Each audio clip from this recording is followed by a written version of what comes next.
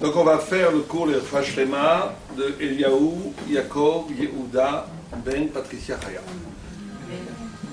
Que le srout de la Torah lui amène à Refoua Shlema. Donc on va parler de Hanouka ce soir. Et on va essayer de comprendre, tout le cours est basé principalement sur le Ner Mitzvah, sur le Marat de Prague. Refoua Shlema de qui?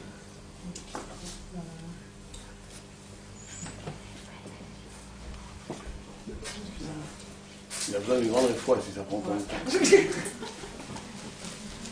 Bien, dans tous les cas, vous le direz vous au milieu du cours. Donc, tout le cours est basé sur le Marat. On va essayer de comprendre profondément, parce que Hanouka c'est dans une quinzaine de jours, quel est le sens de cette mitzvah d'allumer les bougies et quel est le sens profond de Hanouka. Alors tout d'abord, vous savez que Hanouka célèbre la victoire du peuple juif, ça c'est historique, du peuple juif sur la Grèce. Victoire militaire, mais surtout victoire religieuse, philosophique, idéologique, d'avoir triomphé d'un mode de pensée grec, on va dire les choses, on va appeler un chat, c'est-à-dire la science, un modèle de scientifique, un modèle philosophique qui voulait neutraliser et anéantir tout accès à la vérité divine, et que le peuple juif a réussi à vaincre la Grèce, aussi bien militairement que philosophiquement et que idéologiquement. Et cette traversée de l'Empire fait partie en vérité d'une chose prévue, puisque depuis l'origine des temps, depuis l'origine de la création elle-même, il y a un pasouk où il est écrit, un pasouk où il y a une allusion sur les 4 royaumes, les 4 empires, que le peuple juif se devra de traverser jusqu'à que le Messie vienne, où il est écrit que Tohu, Bohu, Rocher, Vétéo. Tohu symbolise Babel, Bohu symbolise Madaï, Rocher, qui veut dire les ténèbres, symbolise la Grèce, on verra pourquoi ça s'appelle les ténèbres, et Théum, qui veut dire l'abîme, symbolise l'Occident, Rome, depuis Rome jusqu'à aujourd'hui, c'est-à-dire on l'appelle Théum, l'abîme, parce qu'on n'en voit pas le bout. Ce n'est pas notre sujet actuellement, mais il faut bien comprendre que quand on dit qu'on ne voit pas le bout de... C'est comme un abîme sans fond. C'est que l'essence même de l'Occident, de Rome, de la galoute dans laquelle on est nous-mêmes aujourd'hui inscrits, est une galoute qui va se présenter comme infinie, comme quelque chose qui ne peut pas finir, comme quelque chose qui va revendiquer, prendre l'absolu à son compte et va rendre absolument définitif l'exil d'Israël au cœur de l'Occident. Il va falloir un miracle absolu qu'est la révélation messianique pour échapper à l'Occident. Ça serait un sujet, on pourrait faire une conférence que sur ça, mais il faut déjà le comprendre. Or, ce chiffre 4 n'est pas anodin, c'est qu'énormément de choses tournent autour du chiffre 4, il y a 4 lettres de Dieu. C'est pas un hasard s'il y a 4, vous savez, sans tomber, Dieu présente dans aucune forme de racisme, mais il y a 4 formes d'humains. Il y a les rouges, les jaunes, les blancs, les noirs, il n'y en a pas 5, avec des variantes bien entendu. 4 revient toujours, puisque le monde a été créé avec la lettre He, et la lettre E est en vérité une lettre qui est composée par 2 lettres, le Dalet, qui est 4, et le Yud, qui est l'unité. Et le monde est composé à partir de la lettre de Dieu elle-même, porte en essence la création de la totalité de l'univers, aussi bien dans l'espace que dans le temps, en inscrivant les 4 empires qu'on va traverser. Et le Yud, c'est Israël, c'est le reflet de la divinité, c'est le reflet de Dieu. C'est pour ça qu'Israël est comparé à la Lune, que comme la Lune reflète le Soleil, Am Israël reflète Dieu. Il ne fait pas partie fondamentalement de ce monde, il est le témoin de la transcendance, le témoin de la divinité sur Terre. Alors il faut essayer de comprendre. Et pour comprendre, on va d'abord invoquer une contradiction phénoménale qui existe dans le rapport que les Juifs ont avec la Grèce. Et encore une fois, on ne va pas avoir peur des mots. Quand on dit le rapport des Juifs avec la Grèce, c'est le rapport que les Juifs entretiennent avec la philosophie, avec la science, avec tout le savoir profane. Et il y a une contradiction énorme. D'un côté, on vient dire Rocher. On vient dire Rocher. C'est les ténèbres. Tout à fait curieux, parce que quand on est dans l'image, dans la symbolique, dans la conscience universelle, la Grèce, c'est au contraire la lumière. C'est la lumière du savoir, c'est la philosophie, c'est l'invention, avant Pythagore, de la mathématique. C'est énormément de choses, au contraire, qui ont l'air d'être éclairantes. Or, la Torah, à l'origine même de la création, appelle ce troisième empire Rocher. Rocher, ça veut dire ténèbres. Bon, on a un côté ténèbres. D'un autre côté, c'est qu'il y a une halakha, qui est appris à partir d'un pasouk, que la seule langue susceptible de traduire la Torah, c'est le grec. C'est-à-dire que si vous avez droit à la langue, personne ne le fait aujourd'hui, mais on a, en public, quand on lit la Torah à la synagogue, on peut la lire, on doit la lire en hébreu, mais si vous ne savez pas la lire en hébreu, vous ne pouvez pas la lire en public en français ou en allemand ou en anglais, mais on peut la lire en grec. La Grèce, la langue grecque est la seule susceptible de traduire la Torah. Alors c'est vrai qu'il y a un autre texte dans Mishnah Sofrim qui dit que quand la Torah a été traduite en grec, ce sera le thème de notre conférence du mois prochain, il y a 3 jours de ténèbres qui sont tombés sur le monde. Mais c'est parce que les ténèbres sont parce que c'est une réduction de la Torah. Mais c'est traduisible. Si vous traduisez la Torah en français, il n'y a pas 3 jours de ténèbres qui vont tomber dans le monde parce que ce n'est pas une vraie traduction. Ça n'a rien pris de la Torah. Donc la Grèce, elle a la capacité, oui, de traduire la Torah, et c'est la seule langue qui a cette noblesse, qui a la possibilité de traduire la Torah. Donc au contraire, là on dit la Grèce formidable, c'est la seule langue cachère pour traduire la Torah. On l'apprend à la Passouk, où il y a écrit Yafet Boral Shem, Yafet qui est la Grèce, doit se trouver dans les tentes de Shem. Shem c'est Israël, enfin c'est l'origine d'Israël, c'est le patriarche avant même Abraham, c'est l'ancêtre d'Abraham. Shem qui était un des 3 fils de Noach, qui était le fils cachère de Noach, contrairement à Ham et à Yafet. Il faut que la Grèce rentre dans les tentes de Shem. Les tentes de Shem, c'est le Beth Midrash et la synagogue. Il y a une partie de la Grèce qui doit rentrer dans le Beth Midrash. Alors qu'est-ce qui doit rentrer dans le Beth Midrash si on vient de nous dire il y a 2 minutes que la Grèce c'est le ténèbre, la ténèbre absolue. Alors il faut essayer de comprendre ça. Le Maral dit que toutes les grandes fêtes sont des victoires, des luttes, et que la lutte qu'on a avec la Grèce, c'est la lutte sur le statut même du savoir, de l'intelligence, de la chorma. La discussion, vous savez que quand on dit ces 4 empires, chacun était tout à fait spécifique. Dans le rêve de Daniel, il y a 2 rêves où il voit tout le futur de l'humanité. Dans un rêve, il voit un aigle en premier, après un ours, après une panthère noire, et après une bête terrible qui mange les 3 premières et qui incarne les 3 premières. Et l'aigle, c'est Babel. Dans l'autre rêve, il voit une tête d'or, c'est Babel. Après, il voit un tronc, il voit un cou, c'est Madaï, c'est la Perse. Après, il voit le tronc, et les 2 mains, c'est la Grèce. Et après, il voit les 2 pieds, c'est Ishmaël. Et ça, dans le 2e rêve, il y a Ishmaël aussi qui rentre dans la vision prophétique. Mais en tous les cas, Babel, c'est l'humanité qui va, pour nous, ça n'a plus aucun sens presque. Mais Babel, c'est la gloire. C'est l'aigle, c'est la hauteur. C'est une civilisation qui est toute arquée, tournée, une humanité dont l'essence même est de donner la gloire et la beauté poétique du monde. Pour ça, c'est la tête d'or.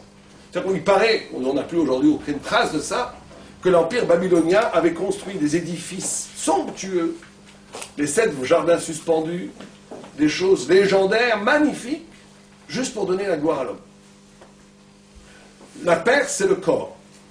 C'est pour ça qu'il est peint par un ours. Dans le rêve, c'est un ours, parce que le corps est toujours en manque. Le corps, vivre de façon corporelle, c'est de créer des manques et les combler. C'est la civilisation de la Perse. D'ailleurs, vous savez qu'on dit que Édom a récupéré les 3 autres. Aujourd'hui, on voit plutôt Hadaï que Yavan. C'est qu'on a créé une civilisation qui tourne comme ça, on crée des manques, des choses qu'on n'a absolument pas besoin, et on passe son temps à les remplir. C'est ça, vivre comme un ours. 3e, c'est Rocher, c'est la Grèce. Et la Grèce, c'est une panthère. On va voir pourquoi c'est une panthère. Pourquoi c'est une panthère noire? C'est une panthère noire. Bon, on va voir ça. En tous les cas, ce que dit le Maral, et c'est ça qu'on doit nous comprendre ce soir avant tout, c'est que le Maral nous dit que la lutte entre nous et les Grecs, c'est la lutte sur le savoir, et qu'il y a 2 formes de savoir. Alors, prenez les choses très claires, pour rentrer dans le vif du sujet, très simplement. Il va y avoir un savoir, une chokhma, on dit chokhma bagoïm tamin, si tu dis qu'il y a de la sagesse chez les nations, crois-le. Il va y avoir une chokhma, une sagesse, dont l'essence, une lumière si vous préférez, dont l'essence vient de la matière. de l'expérience. Une connaissance qui vient avant tout, qui est primordiale, qui vient de la matière, de l'expérience. Il y a une autre connaissance, qui est une connaissance qui vient de la révélation, qui vient de Dieu. Ça, c'est très simple. Il y a deux formes de connaissance. Vous savez que le monde, pour dire les choses très simplement, le monde peut être divisé en deux catégories de personnes. Et malheureusement, même chez des religieux juifs, ils peuvent se placer dans la mauvaise catégorie. Et souvent, des non-religieux peuvent se placer dans la bonne catégorie. Il y a une catégorie de gens qui pensent qu'avant tout, il y a de la matière. Avant tout, il y a de la matière. Vous savez que la théorie du Big Bang, c'est assez cela. Avant tout, il y a une énergie, on ne sait pas d'où vient cette énergie, mais il y a une énergie. Cette énergie, elle va être tellement forte, tellement condensée qu'elle va exploser avec le début de l'univers. Ça va créer de l'énergie. Cette énergie, en se refroidissant, va faire les premiers atomes. Les premiers atomes, après des milliards d'années, vont faire du minéral. Le minéral va faire du végétal. Le végétal va faire de l'animal. L'animal, en se sophistiquant, va faire de l'humain. L'humain, à un moment donné, il a levé la tête, il va commencer à penser, il va faire des idées. Les idées vont se développer avec le temps. À la fin, on va arriver à l'idée de Dieu et à la spiritualité. C'est une idée, vous voyez, dans cette idée-là, dans cette façon, dans cette pensée-là, ce qui est premier, c'est la matière. Et la pensée n'est qu'un dérivé. La parole et la pensée n'est qu'un dérivé de la matière. Dans un monde comme ça, on ne peut pas prétendre à aucune véritable liberté, ni on ne peut pas s'attendre à des miracles. Si la parole, si l'esprit n'est que la conséquence des structures, de la sophistication de la matière, il ne peut y avoir aucun miracle. Tout est rationnel, tout est le produit de la matière. La Torah dit exactement le contraire, elle dit qu'avant tout, il y a la Torah et après le monde a été créé. C'est-à-dire qu'avant l'aventure de l'univers, il y a un projet spirituel. Donc la parole, donc l'esprit, est supérieur et plus ontologiquement, plus fondamentalement originel que tout ce qui se passe. Dans un monde comme ça, celui qui sera capable par l'étude ou par la prière de toucher à la parole de l'origine, il peut modifier le monde. Le miracle est possible. Parce que la matière n'est qu'une figure seconde de la réalité. La réalité fondamentale, c'est l'esprit, c'est la pensée. Et il faut bien comprendre que cette division-là, c'est la division absolue. Il y a beaucoup de gens qui, sans s'en rendre compte, pensent comme la première. Ils croient toujours que c'est le monde qui a raison. Que la parole, que l'intelligence est là que pour organiser le monde. Mais qu'elle est seconde. Il y a les tzadikim, les vrais juifs, qui eux savent que c'est pas comme ça. Que le monde, quelque part, est une illusion, et que plus profondément, il y a le sens des choses. Et qu'à partir du sens des choses, on pourra organiser le monde. Bon, c'est très dur à croire, mais Yoshua ben Nun, à un moment donné, il arrête le soleil. Il dit que le soleil s'arrête. Le soleil s'est arrêté. Comment un homme peut arrêter le soleil? Parce qu'il dit à Dieu, ce qu'on est en train de faire maintenant, c'est plus important que la nature. T'arrêtes le soleil. Et Dieu dit, d'accord, il arrête le soleil. Mais ça, c'est possible que si j'ai une vie tellement intensément liée au sens, que la mécanique de la nature se plie à la volonté spirituelle, ou plutôt à la révélation spirituelle, je révèle avec le savoir thoraïque qu'à cet instant-là, la nature n'a pas le droit d'avoir. C'est pour ça que les grands tzadikim, ils font des miracles. Il y a des gens très malades, ils vont voir des tzadikim. Si le tzadik voit que cet homme doit vivre, parce que cet homme a un destin thoraïque important pour Am Israël, il vivra, et il vivra. Il vivra. Parce que cet homme doit vivre. Et la nature doit se plier à la volonté du tzadik. Alors très souvent, les grands tzadiks, d'abord il y en a un peu, il faut les connaître, et en plus, très souvent, le grand tzaddik, il dit, cet homme, je vois pas, il n'y a pas de raison de faire un miracle. Il faut avoir une raison. Et donc, on a ici, vous comprenez, on commence un tout petit peu à toucher ce que c'est la discussion. On a une vérité, une lumière, on va dire, une lumière du silex, qui vient de la matière, qui vient de l'expérience, et une vérité qui s'appelle organouz. Organouz, ça veut dire la lumière cachée, et tout Hanouka, c'est organouz. Combien de bougies on allume à Hanouka? Quelqu'un sait? En tout. Oubliez le chamash, sans le chamash. 36, bravo. Combien d'heures a passé Adam Arishon dans la lumière ganouz, on appelle la lumière cachée, dans le Gan Eden? C'est facile à comprendre, 36. 36, puisqu'il a passé le jour de la création, enfin il a été créé à mi-journée vendredi, donc 12 heures jusqu'à Shabbat. Il a passé tout le Shabbat 24 heures, ça fait 36 heures, il a été expulsé du Gan Eden pour ce Shabbat. Et là justement, il a fait le silex. Il a été obligé de trouver la Abdallah, c'est le silex. Il a été obligé de trouver une autre lumière que la lumière innée, infuse du Gan Eden. Il n'est pas sorti à la fin. Non, c'est le Motzei Shabbat. Donc, il a passé Shabbat au Gan Eden. On n'avait pas envoyé avant Shabbat, c'est pas sympa. Et, juste pour vous donner un exemple, pour bien comprendre, on va prendre un peu de temps. On va essayer de finir à l'heure, mais on va prendre un peu de temps pour vraiment comprendre. C'est très très important de comprendre. Pour comprendre les deux différentes intelligences. Imaginez un homme qui soit dans une salle complètement obscure. Noir, ténèbres. Il y a toutes sortes d'objets, toutes sortes de trous. Premier jour, il tombe dans le trou, il se casse la patte. Deuxième jour, il tombe sur la table, il se casse le nez. Troisième, au bout de quelques jours, ce bonhomme, il va acquérir une connaissance pour se déplacer dans ces ténèbres. Il a une connaissance. C'est une connaissance.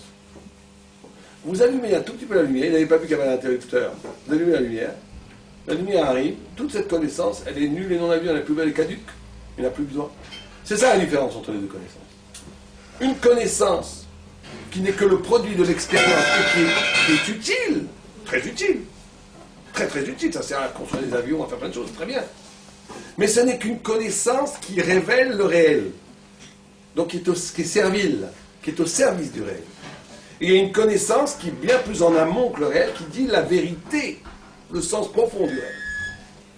Il faut bien comprendre ça, très important. Vous savez que pour comprendre ça, je vais vous donner une autre histoire. Le Ramban amène une histoire extraordinaire, que j'aime beaucoup dans tous les cas, qui relate de façon juive ce qu'on appelle l'apologie de Platon. Comme on est en regard, on est obligé un petit peu de parler de philosophie. C'est qu'il y a un livre qui a été écrit l'apologie de Socrate, pardon, qui a été écrit par Platon, qui raconte la mort de Socrate. Comment Socrate est mort. Livre très beau, où on voit Socrate, qui a été condamné par la cité parce qu'il est subversif pour la jeunesse, comme ça le thème officiel, et on lui dit, tu vas mourir, il est condamné à mort. Et les Talmides, les élèves de Platon, de Socrate, dont Platon, viennent voir Socrate, lui dit, écoute, on a soudoyé le gardien, on peut te faire sortir par la petite porte.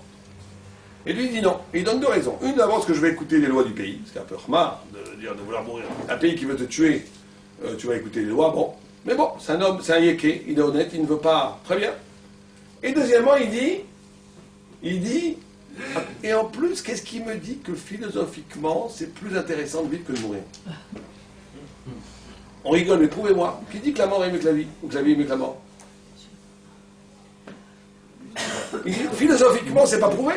Donc si je me sauve, j'obéis à mon instinct naturel d'échapper à la mort, je deviens un lapin, une bête. Bon, moi je suis un philosophe, je ne suis pas un lapin. Donc il n'est pas question de faire un acte qui n'est pas lui-même ordonné par la conscience philosophique. Or philosophiquement, il n'est pas prouvé qu'il soit plus intéressant de vivre que de mourir. Et donc Platon boit le poison, il meurt. Socrate boit le poison, il meurt. D'un autre côté, Ramban amène la mort de Moshe Rabbeinu. Moshe Rabbeinu, il a 120 ans.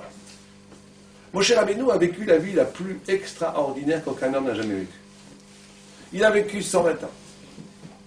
Moshe Rabbeinu, non seulement a vécu 120 ans, il est en pleine forme. Il meurt en pleine forme. Aujourd'hui, il y a des gens qui font du sport pour mourir en pleine forme, mais lui, il meurt en pleine forme parce que sa santé ne dépendait pas du corps, elle dépendait de l'âme. Il était en pleine forme, à 120 ans.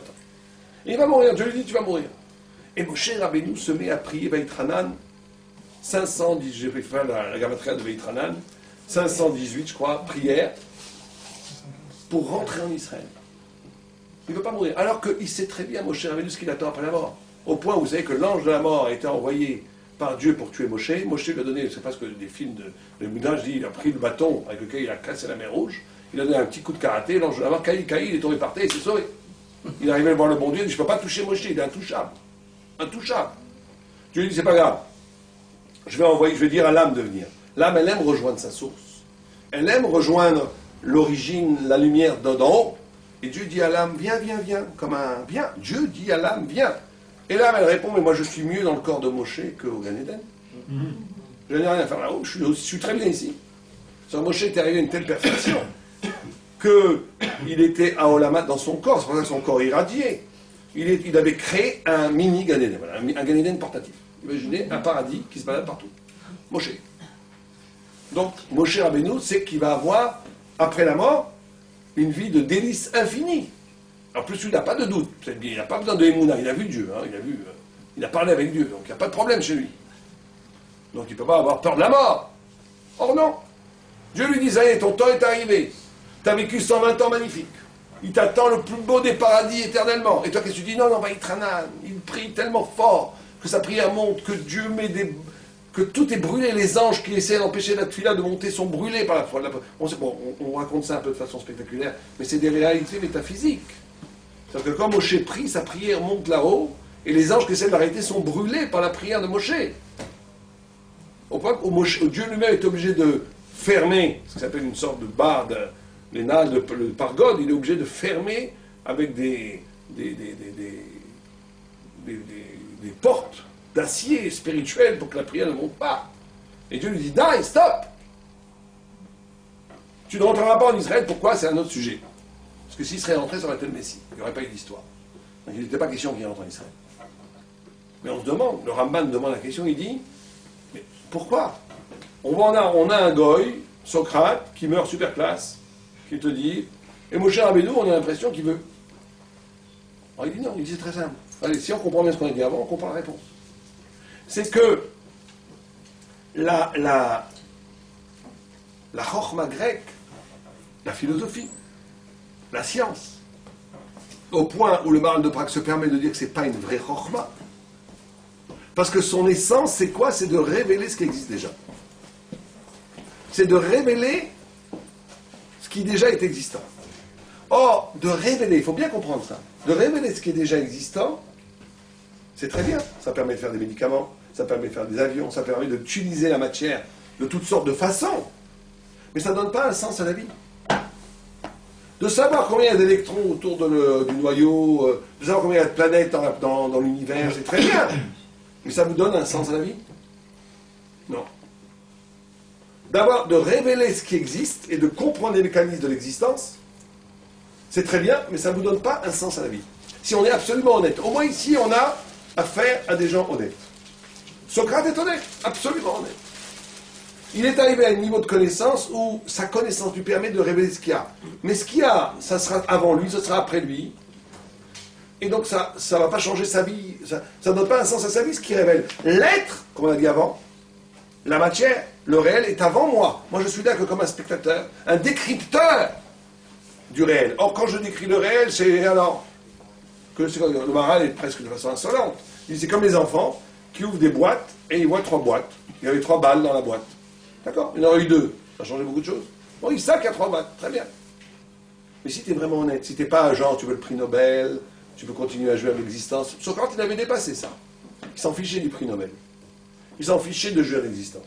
Il s'en fichait du kavod, des honneurs. Il s'en fichait de l'argent. Il s'en fichait du pouvoir. Il était vraiment arrivé à ce que pratiquement le plus haut, ce qu'un homme peut arriver, sans Torah. Donc il reste quoi? La pure vérité. La pure vérité, c'est que j'ai une intelligence qui ne fait que décrire le réel, parce que le réel est plus important que l'intelligence. L'intelligence est au service du réel. Dans ce sens-là, dans cette optique-là, il n'y a pas de raison de vivre plutôt que de mourir, ou de mourir plutôt que de vivre. Il est arrivé au bout de la logique. Mais Moshe Rabbeinu, qui lui est en phase avec la parole de l'origine. Sa chokhma, c'est pas de décrire ce qu'il y a, c'est de toucher la parole de Dieu vivant lui-même, qui va changer le monde. On peut changer le monde. Donc à chaque jour, je peux donner un nouveau sens au monde. C'est non seulement, l'intelligence n'est pas là pour décrire le réel, l'intelligence est là pour modifier le réel, pour le transfigurer, pour le sublimer, pour lui donner un sens. Or chaque jour, Moshe Rabbeinu transformait le monde. Il a transformé le monde de façon radicale. Sans Moshe Rabbeinu, on n'a absolument pas la vie qu'on a aujourd'hui. Il nous a tous modifiés, Moshe Rabbeinu. Tous. Juifs, principalement, mais aussi goïms.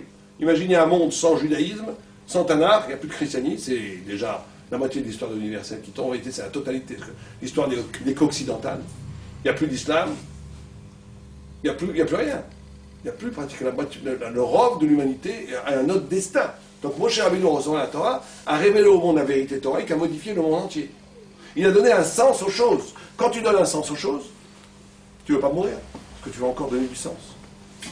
Tu veux continuer à vivre pour donner encore du sens. C'est les deux façons de vivre. Et on comprend maintenant la contradiction sur la Grèce. On a dit la Grèce, c'est les ténèbres. De l'autre côté, on a dit la Grèce, c'est la seule langue sur laquelle tu peux traduire la Torah. Enfin, c'est très simple. Parce que pour traduire, les champions du monde, c'est la Grèce. Ce qui existe déjà, c'est pour ça que les Grèces développaient le corps. Vous avez cette image de l'athlète grec qui porte le bouclier, parce qu'il développe au maximum ce qui existe. Ce qui existe, il le développe au maximum. Donc ils sont capables de développer la Torah, enfin de traduire la Torah. Ce qui existe, le traduire, mais donner du sens nouveau, impossible. Donc d'un côté, ils peuvent traduire, d'un autre côté, c'est les ténèbres. Pourquoi c'est les ténèbres?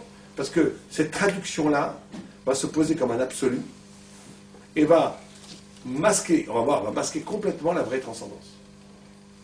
Vous savez qu'il y a un texte extraordinaire dans Nida, dans Brachot, je crois, nous, où on dit que l'enfant dans le ventre de la mère, il étudie toute la Torah, il connaît toute la Torah. Et quand il naît, on lui donne un coup sur la bouche, là, c'est pour ça qu'on a sous-titré, et il oublie toute la Torah. Et Nola Adopra, qui a toujours la question, qu'elle est idiote, mais qui est la question qui t'ouvre toute la profondeur de la pensée, et attendez, et le texte nous dit que l'enfant dans le ventre de la mère, il a une bougie sur le front, et qui voit jusqu'au bout du monde. C'est-à-dire qu'il voit tout l'univers. C'est génial d'avoir un enfant dans le ventre. Vous avez devant un Talmid Chacham énorme. Quand vous êtes enceinte, vous avez dans le ventre Moshe Rabbeinu. Vous avez quelqu'un qui connaît toute la Torah. Au point où certains Chazal ont posé la question, pourquoi est-ce qu'on ne doit pas se lever devant une femme enceinte? Si c'est un homme, et même une femme, puisque même les filles étudient la Torah, leur Torah, c'est quelqu'un qui est plus fort que tous les rabbinim existants. Ils connaissent tout. La réponse est la singulière, parce que non, comme il n'a pas de mérite de connaître, on lui donne, donc il n'a pas à se lever. On se lève pour l'effort que l'arabe a fait d'étudier. Mais la Torah en soi, bon. Donc pourquoi on se lève devant un Sefer Torah? Non, bon. Mais en tous les cas, regardez, le Maharal pose deux questions extraordinaires. Extraordinaires. Deux questions qui ont l'air saugrenues quand on les lit comme ça. Première question, il dit, pourquoi est-ce que la bougie est sur le front? Elle devrait être au bout de l'univers. Quand vous essayez de voir quelque chose, vous faites du 4 mètres, on prend la bougie et on ne fait pas comme ça, on ne voit rien. On éclaire la chose. Là, la bougie, elle est sur le fond. Deuxième question, pourquoi l'ange donne une claque sur la bouche? Pourquoi pas sur la joue? Bon, c'est des questions. Ce genre de questions, tu dis, si c'est un élève qui la pose, tu dis, si c'était sur la joue, tu pourrais demander pourquoi pas sur la bouche. Donc, non, alors il dit non. Ça veut dire quelque chose. Et il dit deux choses fondamentales. Il dit, c'est ça la différence. Il dit ce qu'on dit de façon fulgurante. Il dit, c'est ça la différence entre la sagesse grecque et la sagesse juive. C'est que la sagesse grecque, elle a besoin d'aller voir pour comprendre. Elle a besoin de l'expérience. J'ai besoin d'éclairer le monde pour comprendre le monde. La sagesse juive, c'est une capacité dans l'intériorité de l'âme. La bougie est là, sur moi. Au lieu même de mon intimité la plus profonde, au lieu même de ce qui est de mon âme, de ce qui est le plus caché, je vais comprendre le monde entier. C'est ça la organose, c'est ça goûter au organose. C'est que les grands rabbinim, ils n'ont jamais quitté le Beth Midrash. Ils étudient jour et nuit. Vous allez leur parler de problèmes tordus. Vous allez écouter un gars comme ça, il frappe sa femme, des choses impossibles. Il comprend tout de suite, tout de suite. D'où il comprend? Ça devrait y être radicalement étranger. Ça devrait être complètement étranger, tous ces trucs du monde, d'où il connaît tout ça. Il n'a pas été voir, il n'a jamais, vous allez voir Raphaël Kanievski, il n'a jamais quitté le Beth Midrash. Il connaît tout. Il comprend tout en quart de seconde. D'où il sait? C'est pas par l'expérience, du tout. Il a atteint la lumière de la Torah cachée qui porte en elle toute la vérité et qui peut analyser toutes les formes de vérité, mais ça en soi. Alors il dit pourquoi la bouche? Il dit parce que justement, regardez comment il dit parce que qu'est-ce qui fait que l'enfant oublie la Torah en naissant? C'est le fait qu'en naissant, il devient un être parlant. L'accès à la parole va être ce qui va engendrer l'oubli du sens fondamental qu'est la Torah. Parce que la parole, elle est double. Il y a une parole, la parole en vérité, elle est obligée, quand vous désignez, vous parlez, quand je vous parle maintenant, je suis obligé de... Il y a un signifié, un signifiant. Ce n'est pas des mots compliqués, c'est très simple. Il y a le mot qui va pointer quelque chose qui n'est pas le mot lui-même. Donc on n'est pas dans la organose. On est dans quelque chose, on est obligé de passer par des références, par des systèmes de logique. On n'est pas dans l'intégration de la Torah elle-même. Vous savez que c'est extraordinaire, quand on a reçu la Torah, il y a une phrase fabuleuse qui dit que le peuple juif, Raoim et Takolot, ils ont vu les voix. Ils ont vu les voix. Ils ont vu les voix de Dieu. Ils n'ont pas écouté les voix, ils les ont vues. Comme s'il y avait une confusion des sens. où l'acceptation, le don de la Torah, ce n'était pas comme on voit et comme on écoute maintenant, Dieu qui a parlé comme dans les films où il parle, non, c'est pas ça. C'est qu'est apparue la vérité en soi. En soi. C'est ça être juif. C'est d'être apparu, d'avoir apparaître la vérité en soi. Et voir apparaître la vérité en soi, c'est cette capacité de comprendre au-delà de la parole et du regard. Le regard lui-même, la voix elle-même devient quelque chose de physique que je vois. Je vois la vérité en soi. Ça, c'est organisme. Et donc, il y a deux formes de vérité absolument différentes. Une vérité, une parole qui ne va être là que pour décrire le monde, et une parole qui est la vérité en soi qui apparaît dans la lumière de l'organisme. Deux vérités. Très bien. Si on avait dit que ça, on comprend, tout va bien. Mais on nous dit qu'il y a une guerre métaphysique entre la Grèce et Israël. Pourquoi est-ce qu'il y a une guerre? Pourquoi est-ce qu'on ne pourrait pas dire, nous on vit comme ça, eux ils vivent comme ça. Eux ils font de la science, et nous on étudie la Torah. Pourquoi est-ce qu'ils nous font la guerre? Pourquoi c'était si important pour les Grecs de détruire la Torah? Pourquoi? Pourquoi est-ce qu'on ne pourrait pas imaginer qu'il y a deux systèmes de savoir, un incarné par les Juifs, un incarné par les Grecs, et tout le monde vit en paix? Alors là, on arrive à ce qui est véritablement la lutte entre la Grèce et Israël, au point peut-être le plus profond. C'est que quand Dieu a créé le monde, il a créé combien de paroles?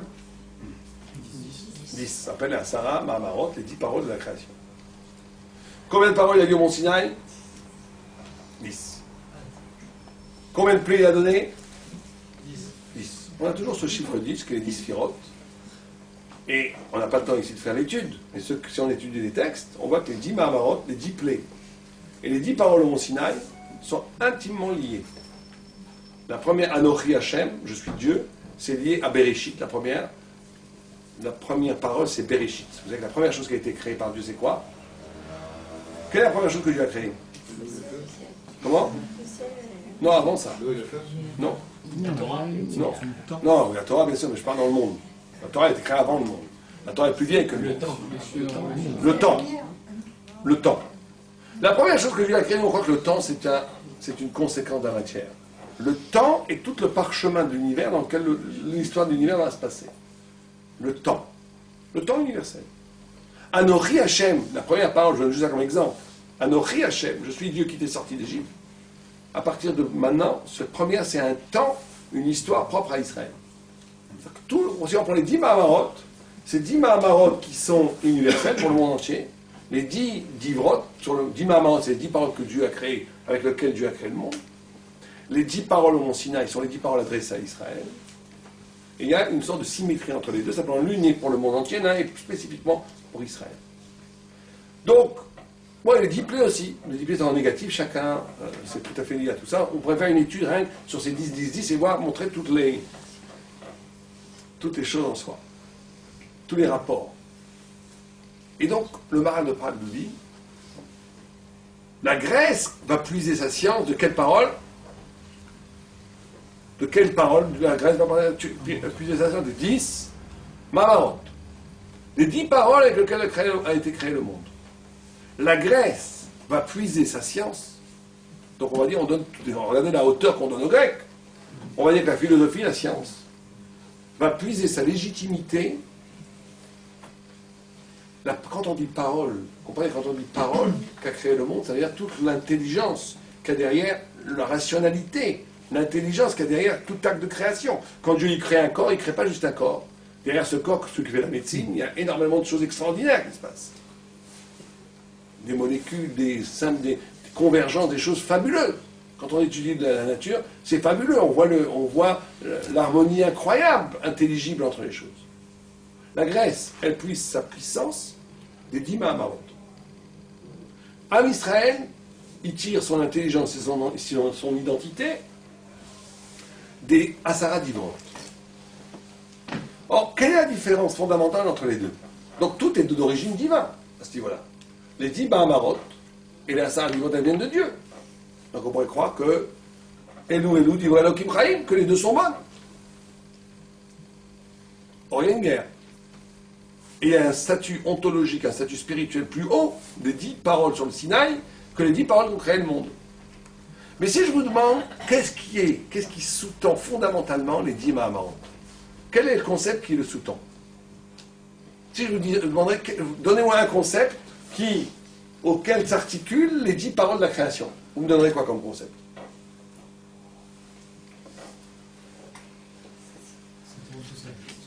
C'est quoi? Ça tourne tout seul. Ça tourne tout seul. Bon. Je veux un mot. Unité. Unité. Il y en a 10. Bereshit. Nature. Non, je vous demande un mot qui est le moteur des 10 paroles. La lumière. La lumière. La nature. C'est beau, mais pourquoi la lumière est aussi au Sinaï? La nature. Oui, et alors? Un mot, un concept. Création. Création. Origine. Action. Matière. Dieu. Le début. Non, pas l'origine. On va dire un mot. Oui, ce que vous dites ce tour de tour, on va dire un mot. Ça s'appelle la nécessité. La nécessité, quand Dieu, il fait la loi de la pesanteur, c'est une loi la pesanteur. Voilà, j'indique les métaux, il tombe, c'est nécessaire. Une fois que le monde est créé avec l'intelligence de la création, c'est absolument nécessaire. La Terre tourne autour du Soleil, c'est nécessaire. C'est comme ça, et pas autrement. Vous ne pouvez pas changer ça. D'accord? Nécessité. Si je prends, je réfléchis, quel est le mot fondateur, essentiel, dans les 10 paroles du Mont Sinaï? Comment? Non, encore une fois, là, on dit nécessité. Je veux un mot qui finit par T. Un concept qui finit par T. Comment? Non, parce que l'universalité, elle est aussi dans les 10 premières. Quand Dieu a créé la loi de la nature, elles sont universelles. Vérité, vous êtes trop religieux. Je veux une identité, pourquoi? Non, mais réfléchissons. Continuité. Pourquoi il n'y a pas de continuité dans le fait que la Terre, ça tourne. D'après vous, la loi de la pesanteur, elle n'est pas continue. Oui, c'est vrai. Mais c'est pas ce qui est fondamental aux 10 paroles du Mont Sinaï. Unicité. Liberté. Voilà, monsieur a dit la liberté. Pourquoi la liberté? Pourquoi la liberté? Parce que quand Dieu dit qu'il fasse jour et qu'il fasse nuit, c'est fini, c'est jour et nuit. Mais quand Dieu vous dit tu ne voleras point, on peut voler, on peut ne pas voler. Tu ne tueras point, on peut tuer, on peut ne pas tuer. Tu ne diras pas de la chodara, tu peux aller. Liberté. Bon, en aparté, c'est tout à fait étrange qu'on appelle la liberté. C'est que cette liberté, c'est pas moi qui l'invente. La Gemara elle-même, elle dit ne lis pas Harut à la Luchot, ne lis pas gravé dans les tables, mais lis Cherut, liberté dans les tables. Liberté, en quoi la Torah s'est dit? En quoi tu ne tueras point? C'est loi d'acier, tu ne voleras point, tu ne convoiteras point. En quoi c'est la liberté? En quoi c'est la liberté? Alors on a dit, parce que tu peux le faire ou pas le faire. Mais en quoi c'est être libre que de faire, en quoi? Oui. On n'existerait pas s'il n'y avait pas ça. Oui, c'est vrai aussi. Si je vous demandais qu'est-ce que c'est être libre, c'est quoi être libre? Faire le bien. Faire des choix. Non. C'est de pouvoir Faire des choix, c'est un effet de la liberté, c'est pas la liberté. faire la volonté des Avoir choses. des obligations, des devoirs. Avoir des obligations, c'est un esclave à des obligations, il n'est pas libre. Des devoirs. Les devoirs aussi. C'est avoir un choix. Avoir un choix, c'est un pléonasme. Si je vous demande qu'est-ce que c'est être libre vraiment? C'est être limité. C'est être limité. Être limité, tu fais de la Si dialectique. on n'a pas de limite, on ne peut pas vraiment dire qu'on est C'est libre. même plus avoir le choix des Parce choses. qu'il n'y a plus justement de limite, donc la liberté. Non, c'est pas mal, c'est pas mal. La Non, mais vous liberté, avez un esprit tunisien à Rabbi Haïtaïev. Vous savez, comme ça, Philippe Poul, c'est pas mal la du tout. liberté, c'est être sorti d'Égypte. Oui. C'est ne même plus avoir le choix. C'est son libre arbitre. C'est-à-dire qu'il n'y a plus de choix possible. Ouais, vous vous rapprochez, vous rapprochez. On va dire un mot, mais moi j'aime les mots simples. Être libre, être libre, c'est d'être soi-même. C'est ça. D'être soi-même. Un esclave qui est un esclave qui travaille pour un patron, il n'est pas lui-même parce qu'il travaille à l'actif de quelqu'un d'autre. Il n'est pas libre. La liberté, en essence, c'est d'être soi-même. Alors là, on arrive à une sorte de triptyque bizarre. La loi d'acier, c'est la liberté. Être libre, c'est soi-même. Être soi-même. Donc on est obligé de dire quoi? Que tu ne tueras point, c'est être soi-même. Donc il faut bien comprendre ça.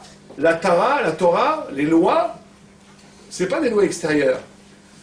C'est le reflet de ce que tu es vraiment. Je vous donne un exemple très simple. Pourquoi est-ce que vous ne tuez pas, vous n'assassinez pas votre voisin ou votre voisine sur votre droite? Est-ce que c'est parce que, sur votre gauche, est-ce que c'est parce que Dieu a dit de l'otir tsar? Oui. Mais aussi fondamentalement parce que vous ne pouvez pas tuer. Si vous tuez, vous vous tuez vous-même. Tuer serait nier votre identité humaine la plus profonde. Quand quelqu'un tue, il se tue. Quand quelqu'un dit du lachonara, il ne se rend pas compte, il se tue. Nous, on comprend pour le tir-tsar. Enfin, j'espère que ici, tout le monde comprend pour le tir-tsar. J'espère que tout le monde comprend ici que de tuer, ce serait impossible pour lui. Mais plus on est sadique, plus la Torah est comme ça. Il y a des gens, je suis sûr ici, qui ont intégré le Shabbat tellement profondément qu'ils ne pourraient pas s'imaginer vivre sans Shabbat. C'est ça la liberté, c'est que la loi devient toi-même. La loi n'est pas une loi extérieure. Vous savez qu'on ne dit pas de sibouille dans la Torah. On ne dit pas de sibouille. On dit mitzvah. Mitzvah, c'est tzavta. C'est un lien intime avec Dieu. On aurait dû dire tzivouille. C'est quoi mitzvah? Tzivouille, c'est un ordre. Non, c'est pas un ordre, la mitzvah. Bien sûr que c'est un ordre. Bien sûr qu'il y a une dimension qui me dépasse. Mais justement, c'est ça être humain. C'est de se retrouver soi-même dans une dimension qui te dépasse. Ça, c'est la mitzvah. Tu ne tueras point me constitue. Mais ça, on le comprend. Mais mettre les filines me constitue. Ne pas dire de la shonara me constitue. Les bougies que j'allume le Shabbat me constituent. C'est ça être libre. C'est que la Torah est le miroir de l'âme parfaite que représente l'âme juive. Et donc quand un homme fait une mitzvah, c'est pas qu'il s'oblige à faire quelque chose d'extérieur. Il rejoint son identité la plus parfaite qui est inscrite dans la Torah. Et c'est pour ça que c'est une liberté. Parce qu'être libre, c'est être soi-même. Mais être soi-même, pas au niveau de l'instinct, au niveau du désir animal qui a été greffé par toutes sortes d'images publicitaires que la société nous projette dans la tête. Être libre, c'est de comprendre que ce qui m'est demandé dans la Torah, c'est exactement le lieu de ma vérité dans une dimension d'infini. Là, on est libre. Donc la Torah, c'est la liberté. Alors, tout va bien. On pourrait encore reconduire la question. Les Grecs, ils sont à la nécessité. Ils sont dans un monde où l'intelligence explique la nécessité de la nature. Et Am Israël est dans un système de la liberté où les mitzvot, l'étude de la Torah, va révéler la possibilité d'être ou de ne pas être. Est-ce que je vais devenir ce que je vais devenir ou est-ce que je ne vais pas devenir ce que je dois être? C'est ça la question fondamentale d'un juif. Une fois, il y avait un tzaddik qui montait au Olam Haba. Il arrivait au Olam Haba, on lui a dit non, tu ne peux pas rentrer au Gan Eden tout de suite, il faut que tu fasses une petite cure d'abord au purgatoire, au Guéhinom. Il dit j'ai rien fait moi. Il dit si, tu as tué quelqu'un. Ah, j'ai jamais tué quelqu'un, moi. J'ai jamais tué quelqu'un. Oh, il commence à dire scandale dans l'antichambre du paradis. Il dit écoutez, c'est très simple, moi je veux voir le patron, le bon Dieu, parce que vous vous trompez, j'ai jamais tué quelqu'un. Alors il y a une voix céleste qui dit oui, tu as tué quelqu'un. Il dit mais j'ai jamais tué quelqu'un. Mon Dieu, vous qui savez tout, j'ai jamais tué quelqu'un. Il dit écoutez, je m'excuse de l'insolence, mais mon Dieu, montrez-moi la personne que j'ai tuée. Voilà. Je vais vous avoir parce que moi j'ai tué personne. On lui montre qui? Lui-même. Il a tué, lui-même avec une barbe plus blanche, plus longue, avec des yeux plus lumineux, avec un visage plus blanc, plus resplendissant de Torah. Tu aurais pu être un immense sadique, tu avais le potentiel de l'être. Et tu t'es fait mi-tzaddik, moitié, un petit peu. Donc c'est ça la liberté. Maintenant, tout ce qui est extra... Là, on touche le point fondamental de la guerre entre la Grèce, que nous, on soit religieux, ils s'en fichent. Il n'y a pas de problème. Pas de problème. La Grèce est dans un monde de la nécessité, qui est un monde en réalité de l'universel partageable, où 1 plus 1 font, c'est ce que dit la laïcité, tout le monde s'arrête au feu rouge. Ça veut dire qu'il y a une loi qui est partageable, qui est la même, qui peut être la même, applicable du minimum commun, de la logique évidente, un universel qui se partage facilement, qui est valable aussi bien aux États-Unis, en Europe, en Asie, en Occident. C'est l'Occident qui est la Grèce, en réalité, qui est le bras armé de la Grèce. Vous savez que Rome, la Gemara dit, n'a pas de langue, n'a pas d'intelligence, elle a tout pris à la Grèce. Et Rome, la Grèce qui a dans Rome, va essayer de gommer toute singularité. Va essayer de gommer toute spécificité. Elle va essayer de rendre tout pareil. L'universel par le nivellement des niveaux spirituels. Il n'y a plus de singularité. Peut-être quelque chose de singulier, on va tout faire pour le détruire. Ça, c'est l'universel. Et le juif est universel en intensité. Il porte le sens des choses. Mais tout ça va bien pour le moment. Mais là où le chidouch de la Torah dit quelque chose que le grec ne peut pas supporter. C'est pour ça qu'il veut nous faire la peau. C'est quoi? La Torah dit attends. Vous savez, il y a un monde de la nécessité. Quelqu'un a dit continuité tout à l'heure. Vous n'avez pas tort. Il y a nécessité, il y a liberté. Quel est le rapport entre les deux? La Torah dit, c'est très simple.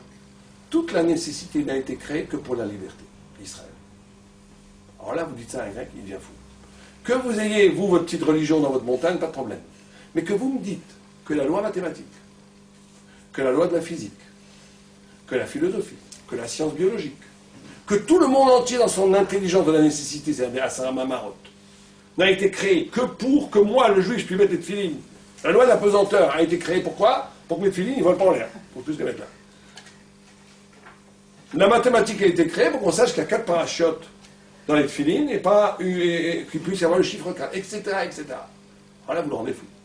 Vous lui dites que toute son intelligence n'est là qu'au service du destin juif. Là, ils se sont instrumentalisés, annulés, et là, il va vous faire la guerre. C'est ce qui est passé à Hanouka, il va détruire. Parce que ce que proclame fondamentalement Hanouka, c'est que toute la science de Asara Mamarot, qui est divine, qui a une origine divine, la compréhension de la science a une origine divine, la philosophie a une origine, c'est pour ça que c'est haut, c'est pour ça que c'est un des peuples qui est Esav, Yaakov, c'est des gens, on ne parle pas ici des pygmées, ou on ne parle pas ici d'une intelligence de la terre, on parle d'une intelligence très haute. Mais cette intelligence très haute va dégager la hauteur du monde tel qu'il est, alors que nous, on va être un hors-monde. C'est le Maharal de Prague a des pages dans l'Er Mitzvah où il explique que le monde a été créé avec la lettre E, Dalet, et la lettre E, c'est Dalet et Yud. Dalet, c'est les 4 points cardinaux, c'est le monde, et le Yud, c'est le reflet de Dieu. Et que toute la lutte entre Israël et la Grèce, ça va être, où est le lieu de l'absolu? Les Grecs, ils disent, le lieu de l'absolu, c'est ce monde-ci. Dans le monde-ci, dans le Dalet, il y a ici la vérité. Alors tu peux rajouter la religion, d'accord, mais le monde, il est avant tout intangible. L'éternel retour grec. La pensée cyclique des Grecs. C'est pas anodin. C'est parce qu'on veut que le monde soit éternel. On veut que l'éternité et l'absolu soient dans le monde. Or, Israël dit non, le monde est éphémère. La vérité éternelle n'est pas là. Au point, quand la Torah a été donnée, tous les rois sont venus voir Bilam en disant, est-ce que le déluge revient sur le monde? Tout le monde comprend, entend qu'on voulait nous dire par là que la Torah détruit le monde. Au sens où elle montre que le politique, le financier, tout ce qui s'est élaboré autour de nous, c'est tout à fait éphémère. Ça va s'écrouler tout ça comme un château de cartes quand ma chère vient.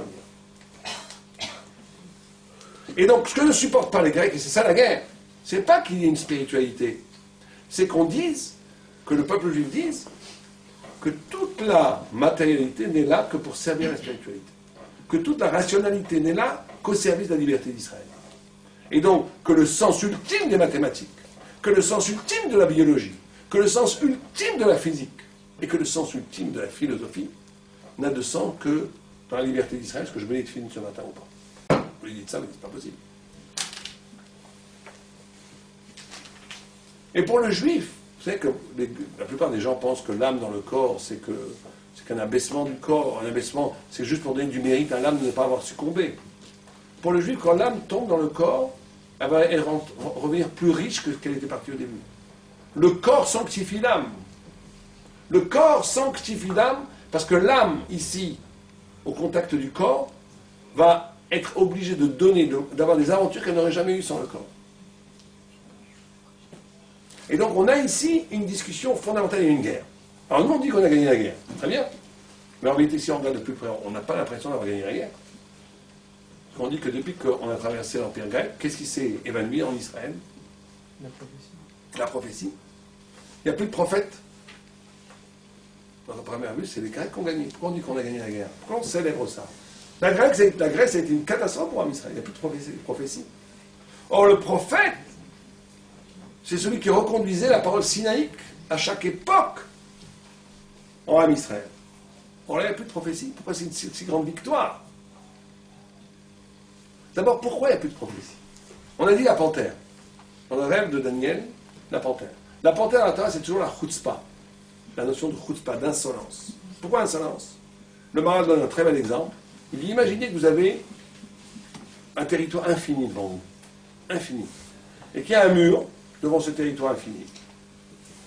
Et qu'il y a un petit trou dans ce mur, et que vous regardez, et vous voyez qu'il y a un petit champ. Et vous dites, moi, ce que je sais, ce qu'il y a derrière ce mur, c'est le champ. Un champ de 30 mètres carrés. On te dit, mais espèce d'idiot de grec, il y a derrière ce mur, il y a l'infini. D'accord, mais moi, ce que je vois, c'est un champ. Ça, c'est la Grèce. C'est ça l'insolence de la Grèce. Mais ça, on rigole. Mais c'est quoi? C'est l'esprit dans lequel nous on a baigné. Je ne crois qu'à ce que je vois. Je réduis la connaissance à mes capacités de capter cette connaissance. Je réduis l'être à l'intelligence humaine. Ça veut dire que la Grèce a été tellement puissante dans ce processus qu'on est tous devenus grecs. On a perdu la prophétie. Parce qu'à partir de grec, je ne vais connaître qu'une chose qui est en rapport par rapport à moi. Il n'y a qu'une chose qui est en rapport. Je ne peux connaître les choses que si ça passe par le filtre de ma subjectivité, que si ça passe par les instruments conceptuels qui sont à moi, mais tout ce qui est étranger à moi, je ne connais pas. La prophétie, c'est exactement le contraire. Il faut bien comprendre ça. Le prophète, c'est pas qu'il vous raconte un illuminé qui vous dit... c'est pas ça. Le prophète, il vous donne la possibilité d'écouter une parole qui vous fait basculer dans un domaine du sensé qui n'a aucun rapport avec votre propre référence, qui vous donne la capacité de comprendre des dimensions de l'intelligence qui n'ont aucun rapport avec mes propres références. C'est ça l'altérité spirituelle, la vraie altérité spirituelle. Au point où les prophètes savaient parler aux animaux. Parce qu'ils savaient parler aux animaux. Ils étaient capables d'écouter, pas une logique, mais écouter une harmonie du sensé qui n'a aucun rapport avec l'esprit humain. Aujourd'hui, vous avez un homme dans le zoo qui parle aux animaux, qu'est-ce que vous faites de lui? Vous l'envoyez à l'asile psychiatrique, on a sûrement raison, plus personne ne sait parler aux animaux. Mais avant, il parlait aux animaux. Choma m'a l'air parler aux animaux, aux éléphants, aux zèbres. Il écoutait tout un savoir qui n'a rien à voir, il était capable de s'ouvrir à l'altérité, à ce qui n'est pas humain. Ça a été tué par les Grecs. Les Grecs, ils ont dit, tout passe par la subjectivité. Tout passe, toute connaissance est identitaire. Toute connaissance doit se plier. C'est pour ça que la philosophie est obnibulée par le statut du savoir. Depuis des siècles, la philosophie se dit, d'où est-ce que je sais? Alors là, il dit, c'est ego sum. Je connais à partir de moi. L'autre, il dit, c'est les catégories transcendantales. Chacun a sa théorie, mais parce que tout le problème de savoir, comment je peux savoir? C'est quoi savoir? Quand on a réduit le savoir à soi-même, on se pose ce genre de questions. Mais nous, on est devenus grecs. Donc, où est la victoire? Où est la victoire du peuple juif? C'est terrible. La prophétie est morte avec la Grèce. On a perdu. Où est-ce qu'on a gagné? Et là, c'est peut-être, cette fois-ci, vraiment le point le plus profond de Hanouka. Le vrai miracle de Hanouka. Le vrai miracle de Hanouka, c'est que, au cœur même de cette subjectivité, au cœur même des ténèbres de la Grèce, c'est pour ça qu'on allume la lumière dans le noir, au moment où les jours sont les plus courts et la nuit est la plus forte, au cœur même des ténèbres de la Grèce, est née la lumière de Hanouka. Au cœur même de cette réduction de au subjectif, au cœur même de la mort de la prophétie. Vous savez que le premier Tana, c'est qui? Quel est le premier Tana? Torah Shebalpé est né. C'est qui? C'est le dernier. C'est pas mal. Erreur de 400 ans. Erreur de 300 ans. Il est l'erreur de 200 ans. On va y arriver. Nous, le premier. Qui? Non, Rabbi Nahman, c'est les derniers morales. C'est une erreur de 600 ans. On a rétrogradé de 600 ans. Shimon HaTzadik. Bravo. Shimon HaTzadik. Et Shimon HaTzadik, le dernier Tana, c'est Rabbi Yehuda Hanassi. Et 500 ans entre les deux. Et Shimon HaTzadik, il rencontre qui? Alexandre le Grand. Vous savez qu'il y a cette rencontre fabuleuse entre Shimon HaTzadik et Alexandre le Grand, que quand Alexandre le Grand a vu Shimon, quand il est venu pour conquérir Jérusalem, pour détruire Jérusalem, Shimon HaTzadik, qui était le grand prêtre, qui était le Kohen Gadol, s'est habillé on a qui disent que ce n'était pas les vrais habits, parce qu'on n'avait pas le droit de sortir avec les habits du grand prêtre dehors. Il a dit que c'était une imitation. Certains disent que c'était les vrais habits, mais il fallait pour sauver Israël, etc. Chacun est sorti avec les habits du grand prêtre. Hein, celui-là, c'est sorti un jour Kohen Gadol. Très, tu es Cohen, donc voilà, si Dieu veut. Donc, avec les habits du grand prêtre. Et il est sorti, quand il a vu Alexandre le Grand, Alexandre Magdon de Macédoine, qui était l'élève de qui? D'Aristote. D'Aristote. Le précepteur d'Aristote à la cour de Macédoine, de Philippe de Macédoine, c'était Aristote. Donc la Grèce en plein. Il a vu ça, il s'est agenouillé devant Shimon HaTzadik. Et les généraux grecs autour de Alexandre ont dit, mais un Meler Gadol Kamocha Mishtachave Lehu disait, un juif aussi grand que toi, un grec, un roi aussi grand que toi, s'agenouille devant ce juif. Il a dit, mais que voulez-vous? Quand je fais les guerres, je vois un dmout, je vois une image dans le ciel qui combat pour moi, et ce dmout, c'est lui. Il a été donné à voir pour Alexandre le Grand, qui a conquéri le monde entier. Il a vu dans sa vie que toute la nécessité, l'histoire, le physique, était au service de la liberté. Qu'en vérité, en dernière instance, celui qui fait l'histoire, c'est celui qui étudie Agmara. C'est très dur pour nous de comprendre ça. Vous étudiez Agmara, vous avez envie de répondre à votre mari, à votre femme, insolemment ou méchamment, et vous ne le faites pas, parce que vous dites Dieu ne veut pas. Ça a l'air de rien, vous êtes en train de sauver 50 vies. Ça a l'air de rien, vous êtes en train de sauver un enfant qui est en train de mourir. Parce que dans votre liberté, l'épreuve de la liberté va modifier le monde. Ça, il a vu. Il a vu. Et donc, Shimon HaTzadik, c'est le premier Tana. C'est-à-dire que la grande miracle de la Grèce, c'est la naissance de la Torah Sheba'al Peh.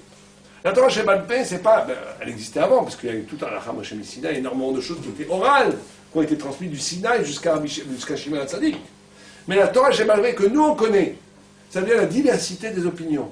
La marloquette. Le fait que Rabbi Akiva pense que il prend un passou qui va le penser, avec une pensée initiée. C'est pas chacun va dire n'importe quoi ce qu'il pense. Mais il va dire la lecture, il va lire le pasouk à partir de la subjectivité la plus profonde, à partir de son âme pure. Et il va dire c'est ça le pshat. Mais Rabbi Meir, qui a une âme différente, il va dire non, c'est pas ça le pshat. C'est autre chose le pshat. Et Rabbi Yehuda, il va dire c'est autre chose le pshat. Et là va naître une multitude de lumières. La multitude de lumières de Hanouka. La Torah Sheba'al Peh va naître de la Grèce elle-même. Vous comprenez ce que ça veut dire? Ça veut dire que les Grecs nous ont condamnés à la subjectivité. On n'a plus la prophétie. On n'a plus la Torah transcendante en soi. Et donc, on est condamné à ne comprendre les choses qu'à partir de nous-mêmes. Mais un Grec, un Goy, quand il rencontre lui-même, il ne rencontre que lui-même. Les initiés du Talmudique, les sages d'Israël, quand ils se sont rencontrés eux-mêmes, ils ont rencontré Dieu lui-même. Et ça, c'est le plus grand miracle de Hanouka. C'est que condamné à la subjectivité, condamné à l'âme, condamné au regard intérieur, condamné au fait que maintenant je suis obligé de comprendre les choses à partir de moi-même. Et c'est ça être juif. C'est que ce moi-même, cette identité de l'âme, s'est révélée comme l'essence même de la révélation divine. Et c'est ça le plus grand miracle de Hanouka. C'est qu'au cœur même du subjectif est apparue l'image de Dieu lui-même. C'était une nouvelle forme de révélation. Au point où Rabbi Yochanan Zakkai, Rabbi Eliezer, quand il enseignait la Torah et qu'il était assis sur un rocher, quand il arrêtait d'enseigner, ses élèves disaient Aré Har Sinaï, ça c'est le mont Sinaï. L'irruption de la vérité, parce que, en vérité, ces gens, ces sadikim, ces grands initiés talmudiques, ils avaient dépassé l'ego. Ils étudiaient la Torah avec l'âme. Or, l'âme, c'est le souffle de Dieu lui-même. Parce que Dieu, il insuffle de son souffle pour donner la vie à l'homme. Quand on touche à ça, on touche à, en vérité, un Sinaï intérieur. Quand il est la Zaken dansait au Shana Rabbah, il disait Imani kan akol kan. Si je suis là, tout est là. Et le Rachid, Tosfot, panique. Il est la Zaken qui est considéré comme un des hommes les plus humbles de tous les temps, peut-être le deuxième après Moshe. Comment il peut dire si je suis là, tout est là? Il dit Ani, c'est un des noms de Dieu, Ani. C'est que Ani, c'est un des noms de Dieu. Anna, Ani, en Shana Rabbah, c'est un des noms de Dieu. Pourquoi? Parce qu'un des noms de Dieu, c'est qu'à partir de sa subjectivité, son âme la plus intime, se révèle Dieu. Quand il disait Anikan, si je suis véritablement avec moi-même, si je suis dépouillé de toutes les représentations sociales, si je suis dépouillé de toutes les mauvaises midotes, de tout l'orgueil, de tous les ressentiments, de toute jalousie, de toute méchanceté, si je suis véritablement avec moi-même au sens que je suis véritablement avec mon âme, je vais entendre le frémissement de la parole de Dieu par définition. Imanikan, si je suis là, tout est là. Et eux, ils étudient la Torah à partir de là. Et c'est ça le plus grand miracle de Hanouka, c'est ça les lumières qu'on allume. Les lumières qu'on allume, c'est la lumière du temps, bien entendu, du miracle. Tout le monde connaît l'histoire du miracle. Mais cette lumière, c'est qu'au cœur même des ténèbres grecques, au cœur même de l'assombrissement radical, de la réduction phénoménale que la Grèce a commise par la coupure de la transcendance, par la coupure de la possibilité de recevoir la parole prophétique du savoir en soi, organus finito. Eh bien, le organus, la vérité en soi, elle s'est révélée à l'intérieur de moi. C'est ça être juif. Être juif, c'est que quand je me suis vraiment moi-même, je suis avec Dieu. Et ça s'est passé, on finira avec ça. Vous savez qu'on demande pourquoi est-ce que le Maharal Toprak, toujours lui, pose toujours ce genre de questions quand il y en a un qui débouche sur des océans de concepts. Il dit que la fiole d'huile qu'il avait trouvée, qui devait durer un jour et qui a duré 8 jours. 8 jours, tout le monde comprend, 7 c'est la nature, 8 c'est le dépassement de la nature. Avait le stamp, le cachet du Kohen Gadol. Il pose la question que chaque personne ne pose malheureusement et que lui pose. Il dit pourquoi le Kohen Gadol? Pourquoi pas un stamp d'un Kohen? Alors le Kohen Gadol, il dit c'est le Kodesh HaKodashim. Kodesh HaKodashim. Et quand vous prenez Echal, la gamatria de Echal, ça fait combien? Echal, c'est là où il y avait le, je sais pas comment on appelle en français, là où il y avait la chambre devant la cour où on faisait des sacrifices. Il y avait le Echal, où il y avait la Shulchan, la Menorah, où il y avait le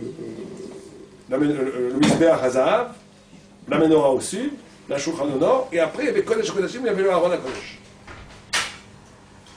Dans le Echal, la gamatria, c'est 65. La Grèce, 66. C'est que la philosophie a ce pouvoir, dit le Maharal, de se mettre au-dessus du Echal. Un philosophe, il peut vous parler de Dieu comme ça, vous avez oui les religions, Dieu. Il peut se mettre au-dessus, il peut intégrer dans son discours le Echal. Mais il dit Echal, il dit une chose extraordinaire. Il dit Echal, il y a un E qu'on prononce mais qui ne s'écrit pas, qui est caché. Un Yud. Ce Yud, du Tséré, il appelle ça le Yud du Tséré, c'est le Yud du Kodesh HaKodashim, et ça fait 75, comme le Kohen. Kohen, c'est 75.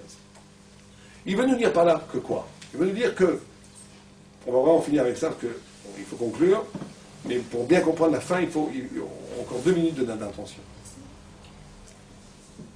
Il veut nous dire par là que vous savez que le Kodesh HaKodashim était quelque chose d'extraordinaire. Parce que le Aaron HaKodesh ne prenait pas de place dans le temple. Vous avez une halakha que le Mishkan devait faire 20 amot de large. Vous avez une deuxième halakha qu'à la droite de l'Aaron, il devait y avoir 10 amot. Qu'à gauche de l'Aaron, il devait y avoir 10 amot. Une quatrième halakha, que l'Aaron lui-même devait faire une amma bachetzi de large. C'est des halakhot, ça. C'est des midot. Si c'est pas comme ça, c'est pas caché. La Gemara dit, mais c'est impossible. Tu peux pas avoir un espace qui fait 20 mètres, enfin 20 amot, avec une Aaron qui fait une amma bachetzi et 10 à droite, 10 à gauche. Impossible. La Gemara dit, Aaron est nominamida. Le Aaron ne prend pas de place. Le Aaron ne prend pas de place. Pourquoi c'était important que l'Aaron ne prend pas de place? Pourquoi Dieu fait un miracle comme ça? Dieu ne fait pas des miracles stam. Il fait un miracle juste pour économiser de la place. Tu n'avais qu'à dire 21 ou bien tu n'avais qu'à dire 18.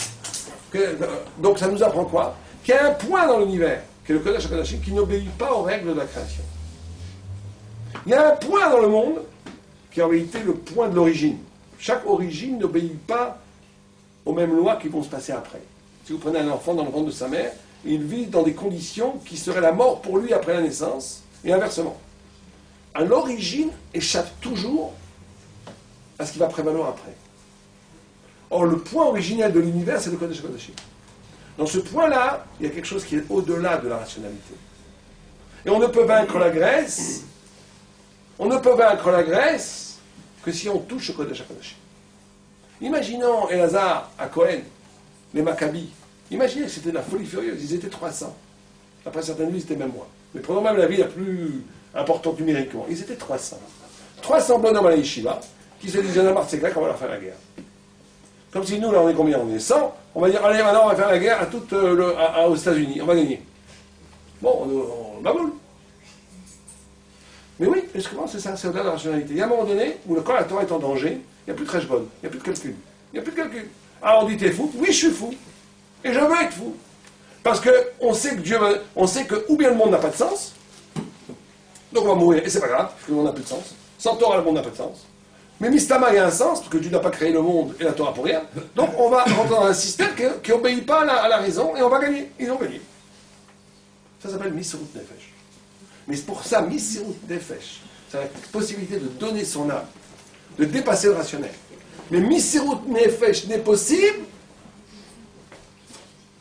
que si on est capable de cette pureté-là, de cet abandon, de s'agripper au pouvoir qu'on connaît déjà, de cet abandon. Vous savez que la question qui est posée, c'est que, d'après la pure halakha, il n'y avait pas besoin que l'huile soit pure.